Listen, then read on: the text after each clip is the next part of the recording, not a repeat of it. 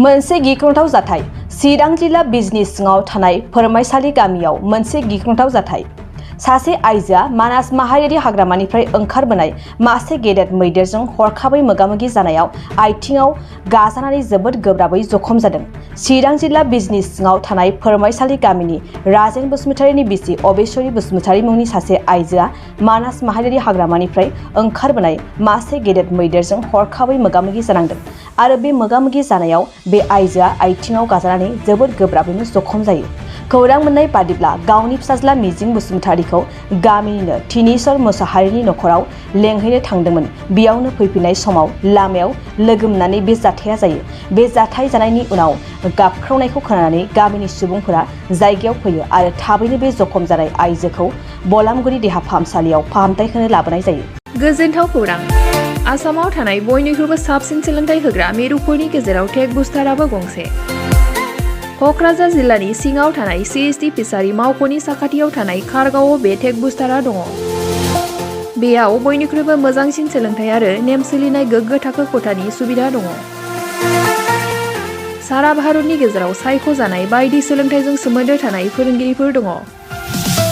Tech बुस्टाराव professional journalist आरो technical कर्सफोरखौ होनाय जायो। 24 घन्टा रैखाथिनि थाखाय मोजां सुबिदा आरो टेक बुस्टारा नोंथांमोनखौ सौहैहोगोन नोंथांनि थांखिसिम। टेक बुस्टारा नोंथांनि सिमांखौ जाफुंसारनांगौनि थाखाय गांल' नङा, साहस आरो गोहोबो होगोन। सोलोंथाइ लाखांनायनि उनाव 100% प्लेसमेन्टनि खाबु दङ। सोलोंनो गोसो गुदुं बिथांमोना 9395695095 जानबुं नाम्बाराव जगाजग खालामनो हागोन। बाक्सा सालबारि मुखुमानि सिङाव थानाय रायजो राजा सुबुंफोरनि थाखाय मोनसे गोजोनथाव खौरां।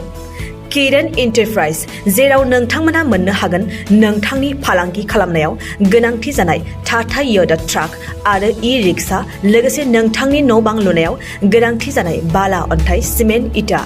बाक्सा जिल्ला सालबारि मुखुमानि सालबारि भबानिपुर लामायाव थानाय बे किरण एन्टारप्राइजआव नोंथांनि थांना थानायनि जिउआव गोनांथि जानाय टाटा योदा ट्राक, ई-रिक्शा आरो बाला, अन्थाइ, सिमेन्ट, इटाफोरखौ गोरलैयैनो मोननो हागोन।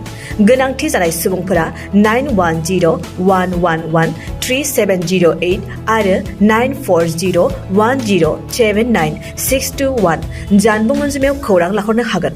गोग्गो आदार जाग्रा सुबुंफोरनिसिम मोनसे गोजोनथाव खौरां। उदालगुरि जिल्लानि सिङाव थानाय मावरिया गामियाव मनाटिसा गावसुंथा हान्जानि सोद्रोमा हांमा ब्रह्म बिथाङा आसाम स्टेट रुरेल लाइभलिहुड मिशननि गेजेरजों खानस्रि हासार आरो गोबोर हासारजों दिहुनजानाय अर्गेनिक मैगं थाइगंनि गला बेखेवनाय जाबाय।